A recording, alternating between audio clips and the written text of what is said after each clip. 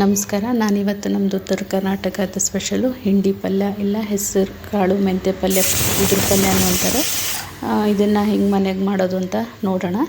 ಇದನ್ನು ನಾವು ಇವಾಗ ಇಲ್ಲೆಲ್ಲ ಖಾನಾವಳಿ ಆಮೇಲೆ ಬಕ್ರಿ ಊಟಕ್ಕೆ ಹೋದಾಗೆಲ್ಲ ತಿಂದಿರ್ತೀವಿ. ಎಷ್ಟು ಸುಲಭವಾಗಿ ಮನೆಗೆ ಮಾಡ್ಬೋದು. ನಾನಿವತ್ತು ಮೆಂತ್ಯ ಪಲ್ಯದಿಂದ ಮಾಡ್ತೀನಿ. ನನ್ನ ಹತ್ರ ದಂಟು ಸೊಪ್ಪು ಇತ್ತು, ರಾಜಗಿರಿ ಪಲ್ಯ ಇದ್ರೂ ಮಾಡ್ಬೋದು. ಇದು ಎರಡರಾಗೂ ಮಾಡ್ಬೋದು. ಭಾಳನೇ ಸುಲಭ.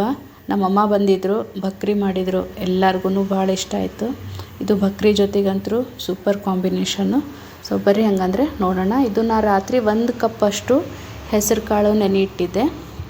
ಇದು ನೆಂದಿದೆ. ಇವಾಗ ಇದನ್ನು ಕ್ಲೀನಾಗಿ ಒಂದು 3-4 ಸಾರಿ ತೊಳ್ಕೊಂಡೆ ನಾನು. ಇದನ್ನು ಇವಾಗ ಕುಕ್ಕರ್ ಒಳಗೆ ಹಾಕಿ ಒಂದು 2ರಿಂದ 3 ವಿಸಿಲ್ ಸೀಟಿ ಇದು ಮಾಡಿಸ್ತೀನಿ.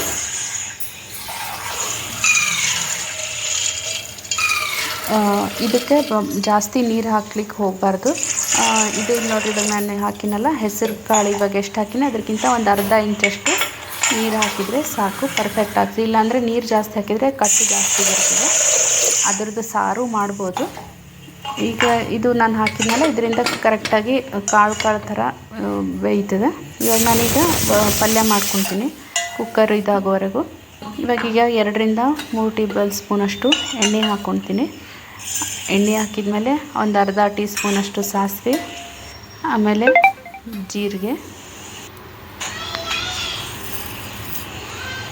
ಸಾಸಿವೆ ಆಯಿತು. ಇವಾಗ ಒಂದು ಅರ್ಧ ಟೀ ಸ್ಪೂನಷ್ಟು ಜೀರಿಗೆ. ನೀವು ಬೆಳ್ಳುಳ್ಳಿ ತಿಂತಿದ್ರೆ ಬೆಳ್ಳುಳ್ಳಿನೂ ಹಾಕೋಬೋದು.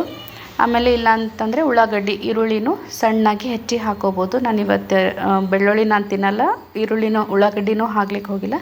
ಸೊ ಒಂದು ಸ್ವಲ್ಪ ಹಿಂಗೆ ಹಾಕ್ಕೊಂಡು ಒಗ್ಗರಣೆ ಮಾಡ್ಕೊತೀನಿ. ಆಮೇಲೆ ಇವಾಗ ಒಂದು 2ರಿಂದ 3 ಹಸಿಮೆಣ್ಸಿಕಾಯಿ. ಖಾರ ನೀವು ಎಷ್ಟು ತಿಂತೀರೋ ಅದ್ರ ತಕ್ಕಂಗೆ ಖಾರ ಹಾಕೋರಿ. ಹಸಿಮೆಣ್ಸಿಕಾಯಿನೂ ಹಾಕ್ಬೋದು, ಹಸಿಮೆಣ್ಸಿಕಾಯಿ ಪೇಸ್ಟ್ನೂ ಹಾಕ್ಬೋದು. ನಾನು ಹಸಿಮೆಣ್ಸಿಕಾಯಿ ಇತ್ತು. ಇವಾಗ ಇದು ಸಣ್ಣಾಗಿ ಹೆಚ್ಕೊಂಡಿರೋದು ಮೆಂತ್ಯ ಪಲ್ಯ ಹಾಕ್ಕೊತೀನಿ. ಕ್ಲೀನಾಗಿ ತೊಳ್ಕೊಂಡು ಹೆಚ್ಚಿಟ್ಕೊಂಡಿನಿ. ಇವಾಗ ಇದು ನಿಮ್ಮ ಮೆಂತ್ಯ ಪಲ್ಯ ಇಲ್ಲ ಅಂದ್ರೂ ರಾಜಗಿರಿ ಸೊಪ್ಪನ್ನು ಹಾಕೋಬೋದು. ಇದು ಭಾಳ ಜಲ್ದಿನೇ ಬೇಯ್ತದೆ, ಅಷ್ಟೇನು ಟೈಮ್ ತೊಗೊಳ್ಳಲ್ಲ.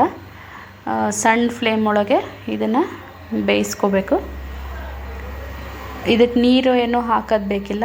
ಉಪ್ಪು, ಸ್ವಲ್ಪ ಅರಿಶಿನ ಪುಡಿ ಹಾಕಿ ನಾನು ಇದನ್ನು ಮುಚ್ಚಿಟ್ಕೊತೀನಿ ಸಣ್ಣ ಫ್ಲೇಮ್ ಒಳಗೆ. ಯಾಕಂದರೆ ಸ್ವಲ್ಪ ನೀರಿರೋದಕ್ಕೆ ಉಪ್ಪು ಹಾಕಿರೋದಕ್ಕೆ ಜಲ್ದಿನೇ ಬೆಂದ್ಬಿಡ್ತದೆ.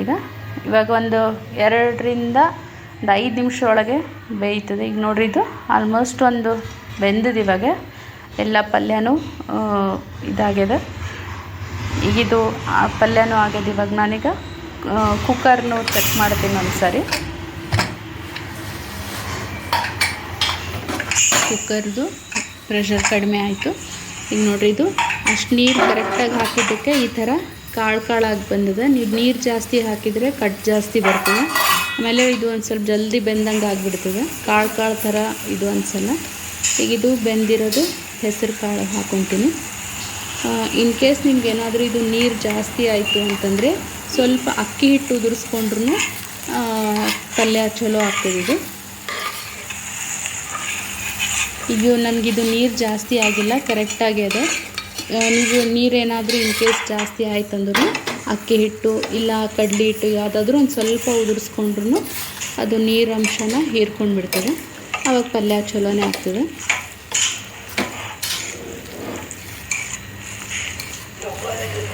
ಇದು ನಾರ್ತ್ ಕರ್ನಾಟಕದವ್ರದ್ದು ಒನ್ ಆಫ್ ದ ಫೇವ್ರೆಟ್ ಅಂತ ಅನ್ಬೋದು. ಬಕ್ರಿ ಇದು ಪಲ್ಯ ಚಟ್ನಿ ಅದು ಇದ್ದರೆ ಆಯ್ತು, ಎಲ್ಲರಿಗೂ ಅಷ್ಟು ಇಷ್ಟ. ಕಟ್ ಬಂದೆ. ಹೋಪ್ ನನಗಿದು ವಿಡಿಯೋ ಇಷ್ಟ ಆಗ್ಯದ ಅನ್ಕೊತೀನಿ. ಎಲ್ಲರೂ ಟ್ರೈ ಮಾಡಿರಿ, ಹೆಂಗಾಗ್ಯದಂತ ನನಗೆ ಕಮೆಂಟ್ ಒಳಗೆ ಹೇಳ್ರಿ.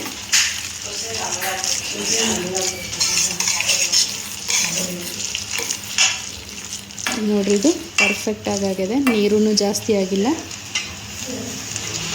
ಒಂದು 2 ನಿಮಿಷ ಮುಚ್ಚಿಟ್ಬಿಟ್ರೆ ಅದು ಉಮ್ಗಾಯ್ತು ಅಂದರೆ ಇಲ್ಲ ಇದಾಗ್ತದೆ.